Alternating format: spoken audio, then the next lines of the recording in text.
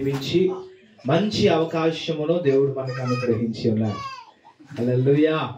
Bible గ్రంథంలో నుంచి మనం ఒక మాటను చూసుకుందాం. యెహోషువ గ్రంథము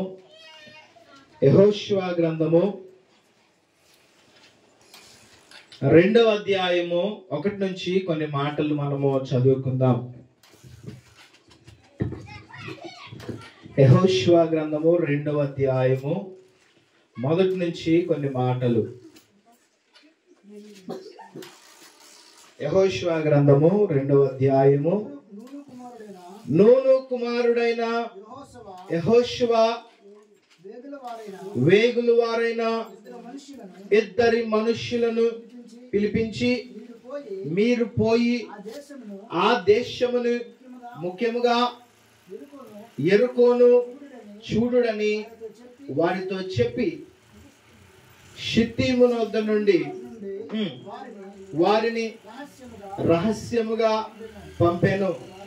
వారు వెళ్ళి రాహాబును నొక వేశ్య ఇంట చేరి అక్కడ దిగగా దేశమును వేగు చూచుటకు ఇశ్రాయేలీయుల యొద్ద నుండి మనుష్యులు రాత్రివేళ ఇక్కడికి వచ్చిరని యెరికో రాజునకు వర్తమానము వచ్చెను. దేవునికి స్తోత్రం. యెహోషువ మోషే తరువాత ఇశ్రాయేలీయులను నడిపించినటువంటి నాయకుడు యెహోషువ నడిపించాడు. మోషే ఒకానొక సమయములో ఒక పర్వతము, నెబో పర్వతము దగ్గరకు వచ్చినప్పుడు మోషే యెహోషువతో చెప్తూ ఉన్నాడు, ఇదిగో దేవుడు నన్ను ఇంకా అక్కడికి చేరే అవకాశం నాకు ఇవ్వలేదు, నువ్వే నడిపించాలి అని చెప్పి వీరిని తీసుకెళ్లే బాధ్యతను యెహోషువకి ఇచ్చేసి మరి తను అక్కడే విడవబడినట్లుగా, అక్కడే మరణించినట్లుగా మనకు కనబడుతుంది. వారు కానాను దేశానికి చేరుకున్నారు. కానాను పట్టణానికి వారు చేరుకోవాలంటే ముందుగా కొన్ని పట్టణాలను వారు జయించాలి. వాటిలో చాలా చాలా ప్రాముఖ్యమైనది ఏంటయ్యా అంటే యెరికో పట్టణం అన్నమాట. దానిని దాటాలి. ఇది చాలా ఆ కానానికి చాలా పెద్ద పట్టణం. ఇది చాలా ముఖ్యమైన పట్టణం. మొట్టమొదటగా ఆ రెడ్ కలర్ తగ్గించేయండి. ఆ పట్టణము చాలా చాలా అవసరమైన పట్టణము. దానిని వారు జయించాలి. అప్పుడే దేవుని యొక్క వాగ్దానం అనేది వారి జీవితంలో నెరవేర్చబడుతుంది. హల్లెలూయా.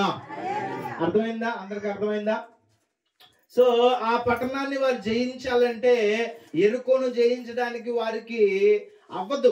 ఎందుకు అవ్వదు అంటే యెరికో పట్టణం చుట్టూ ఒక 13 నుంచి 15 అడుగుల వరకు ఉండే పెద్ద గోడలు, రాతి గోడలు పట్టణము చుట్టూ భద్రతగా కట్టివేసి ఉంచారు అనమాట. దాన్ని ఫస్ట్ కోల్చాలి. ఎవరైనా ఆ లోపలికి వెళ్ళాలంటే అది కోల్చడం సామాన్యమైన విషయం కాదు. చాలా పురాతనమైన కట్టడం. అది ఎంతో మంది ప్రయాసపడి కట్టారు. అది ఎందుకంటే వారు ముందుగానే యుద్ధాలు వచ్చినప్పుడు మమ్మల్ని చంపేస్తారు, మా చుట్టూ ఇది ఉంటే మేము ఈ గోడ వెనకాల దాక్కొని నచ్చినట్టుగా అటు అందరిని కూడా చంపేయచ్చు అనే ఆలోచనతో వారు వేసుకున్నటువంటి ఆలోచన అది. ఇప్పుడు ఆ పట్టణాన్ని జయించడానికి యెహోషువ కూడా ఏం చేయాలి, ఎలా చేయాలి, అసలు ఏంటి ఆ పట్టణం అని అసలు వెళ్ళి మీరు చూసిరండిరా, అక్కడ ఏంటి వాతావరణం ఏంటి ఎలా ఉంది అని చూసిరండి అని చెప్పి ఒక ఇద్దరిని వేగుల వారిని, అంటే రహస్యంగా అక్కడ సమాచారాన్ని అందించే వారిని ఒక ఇద్దరిని తన దగ్గర నుంచి అక్కడికి పంపించాడు. పంపించినప్పుడు మొత్తం చూశారు, ఆ ప్రాంతం అంతా చూశారు. చూసిన తర్వాత ఎవరో ఎక్కడి నుంచో వార్త రాజుగారి దగ్గరికి వెళ్ళిపోయింది అనమాట. ఇదిగో మీ ఊర్లోనికి అదో ఆ ఇశ్రాయేలీయుల నుంచి ఒక ఇద్దరు మనుషులు వచ్చారు, గూఢాచారులు వచ్చారు. రహస్యంగా మీ యొక్క రాజ్యంలోనికి వచ్చారు, మీరు జాగ్రత్త పడండి, మీరు వెతకండి అన్నప్పుడు వెతుకుతున్నారు. ఈ లోపల వీళ్ళు అక్కడ రాహాబు అని ఒక వేశ్య ఉందట, తన ఇంట్లోనికి వెళ్ళారు. తన ఇంట్లోకి వెళ్ళినప్పుడు ఆమె వారిని చూసింది. ఓహో, వీళ్ళు ఇజ్రాయేలీలా అని వెంటనే విన్నది, తెలుసుకుంది. వారిని తీసుకెళ్ళిపోయి దాచిపెట్టేసిందట. ఏం చేసిందండి? దాచిపెట్టేసిందట. 7వ వచనం చూడండి, 6వ వచనం చూడండి. ఇంకా పైకి చదవండి. 5. వారెక్కడి నుండి వచ్చిరో నేను ఎరుగను. అదే ఆమెను అడుగుతున్నారు అనమాట. ఇంకో మీ ఇంటికి వచ్చారంట కదా, వారు ఎక్కడున్నారు అని అడిగినప్పుడు వచ్చిన మాట నిజమే, కానీ వారు ఎక్కడి నుంచి వచ్చారో నాకు తెలియదు, ఎటు వెళ్ళిపోయారో నాకు తెలియదు, వారు ఎవరో నాకు అసలు తెలియదు అని చెప్పేస్తుంది అనమాట. ఇదిగో ఇటువైపు వెళ్ళారు, మీరు వెళ్ళండి, అర్జెంటుగా వెళ్తే మీకు దొరుకుతారని ఏదో ఒకవైపు చూపిస్తుంది. వాళ్ళు వెళ్ళిపోతారనమాట. వారినేమో ఎక్కడ దాచిపెడుతుంది అంటే మనకు అక్కడ రాయబడి ఉంటుంది చూడండి. 5వ వచనం చదవండి. 6వ వచనం ఆఖరి మాటలో ఉంటది. అని చెప్పి తన మిద్దె మీదకి ఆ ఇద్దరిని ఎక్కించి దాని మీద రాసి వేసి ఉన్న జనప కట్టెలలో వారిని దాచిపెట్టాను. హల్లెలూయా. సైనికులతో అలా చెప్పి వెంటనే వారిని తీసుకెళ్లిపోయి మిద్దె మీద జనప కట్టెలు ఉన్నాయంట, అక్కడ దాచిపెట్టేసింది. అక్కడ జాగ్రత్తగా దాచిపెట్టేసి మరి వారిని కాపాడింది అనమాట. తర్వాత వారు పడుకోవడానికి ముందు, వారు నిద్రపోక ముందు వారి దగ్గరికి వెళ్ళిందంట. 8వ వచనం చూడండి.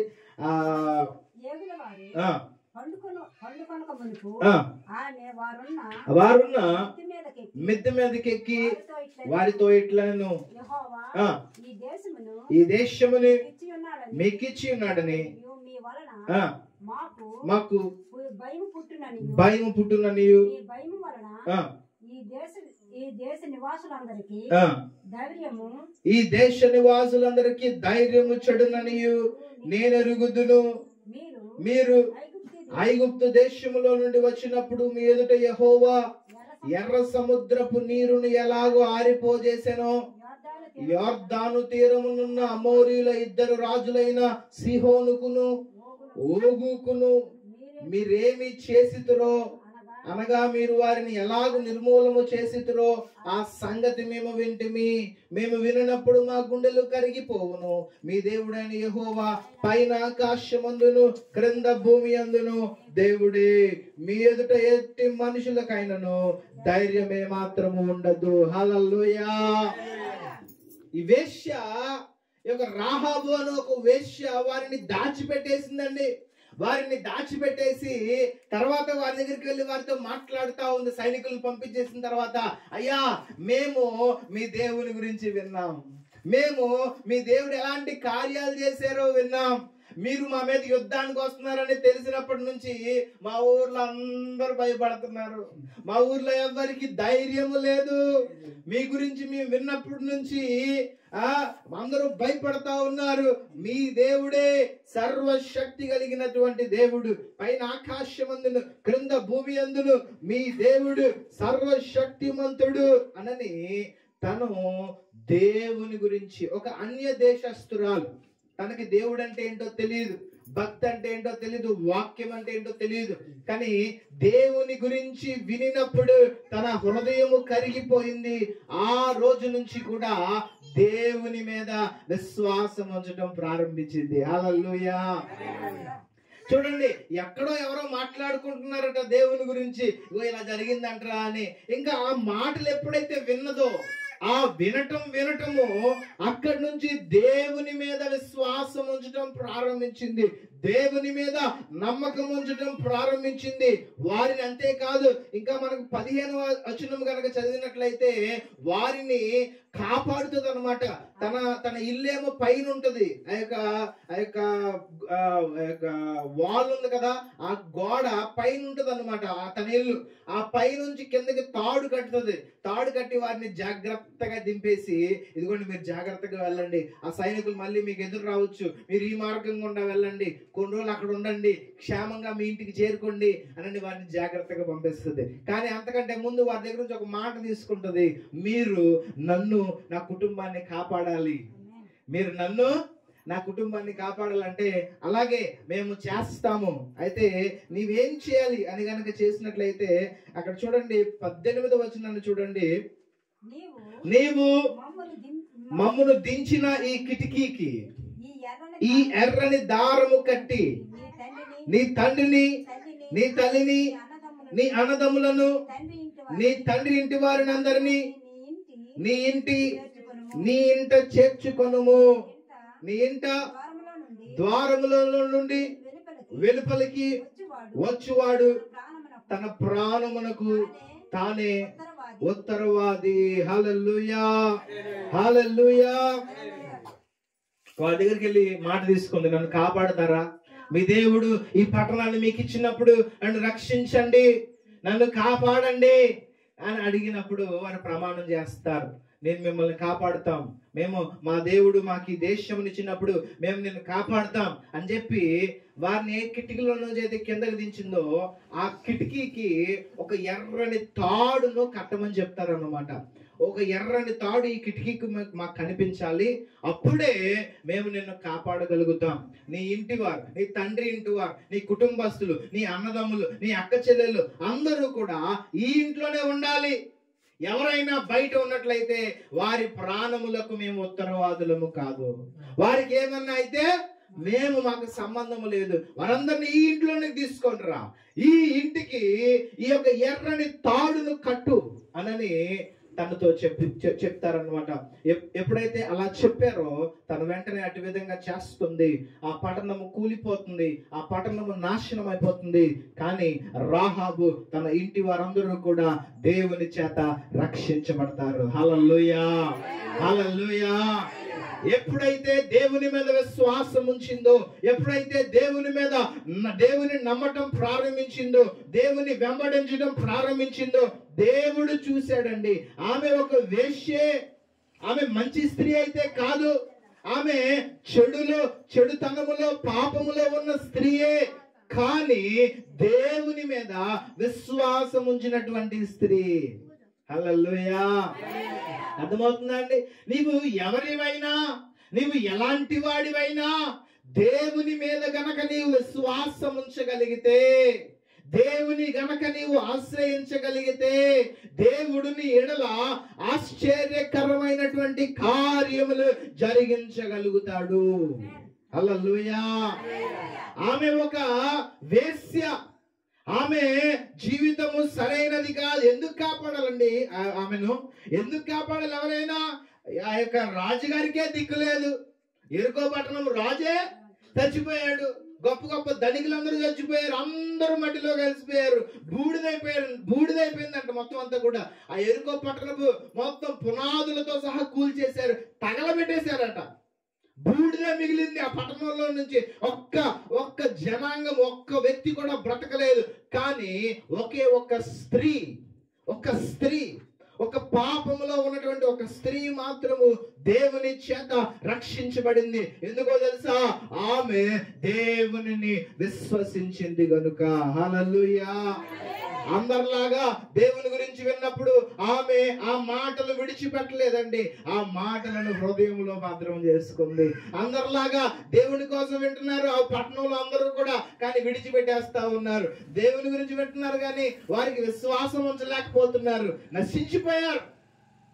కానీ ఎవరైతే వాక్యాన్ని విని వారి హృదయంలో భద్రపరుచుకుంటారో దేవుడు అంటున్నాడు, వారి ఎడల నేను కార్యం చేస్తాను. అదే రీతిగా రాహాబు వేశ్య కూడా అలాగే దేవుని మాటలు వినడం మాత్రమే కాదు కానీ వాటి మీద విశ్వాసం ఉంచడం ప్రారంభించింది, వాటి మీద నమ్మకం ఉంచడం ప్రారంభించింది. కనుకనే దేవుడు ఓ గొప్ప ఆశ్చర్యకరమైనటువంటి కార్యములు తన ఎడల దేవుడు జరిగించాడు. హల్లెలూయా, హల్లెలూయా. ఎర్రని త్రాడు కట్టమన్నారు తన కిటికీకి. ఏంటి దానికి ఆత్మీయ అర్థం ఏంటో తెలుసా? ఎర్రని తాడు అంటే రక్షణకు సాదృశ్యంగా ఉన్నది, దేవుని అమూల్యమైన రక్తమునకు సాదృశ్యంగా ఉన్నది. ఎవరైతే దేవుని రక్తము చేత కడగబడతారో వారు దేవుని భద్రతలోనికి వస్తారు. ఎవరైతే ఏ గృహమైతే దేవుని రక్తము చేత ముద్రించబడుతుందో వారే దేవుని యొక్క కాపుదలలో ఉంటారు. దేవుని ఆశ్చర్యకరమైనటువంటి కార్యములు వారందరూ కూడా చూడగలుగుతారు. చూద్దాం, ఒక మాట చూసుకొని ముగించుకుందాం. హెబ్రీయులకు రాసిన పత్రిక 11వ అధ్యాయం 30వ వచనం. హెబ్రీయులకు రాసిన పత్రిక 11వ అధ్యాయం 30వ వచనం.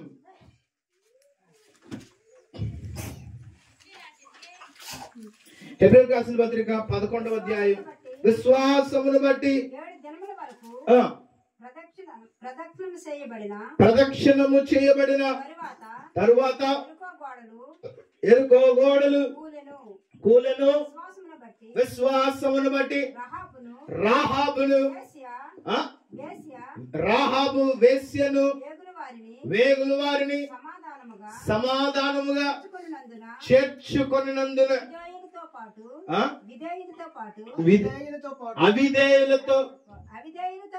అవిధేయులతో పాటు నశింపకపోయెను. దేవునికి స్తోత్రం.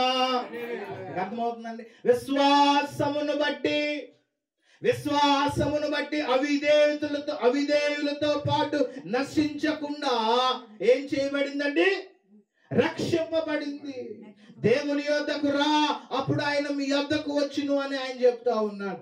ఆమె ఉంచిన విశ్వాసం, ఆమె చూపిన విశ్వాసం, ఆమె దేవుని కోసం చేసిన పని, వీరు దేవుని బిడ్డలు, వీరు నిన్ను కాపాడాలి అని చెప్పి, ఒకవేళ తన కనుక సైనికులకు దొరికిపోయింది అనుకోండి, వాళ్ళతో పాటు ఈమెను కూడా చంపేస్తారు.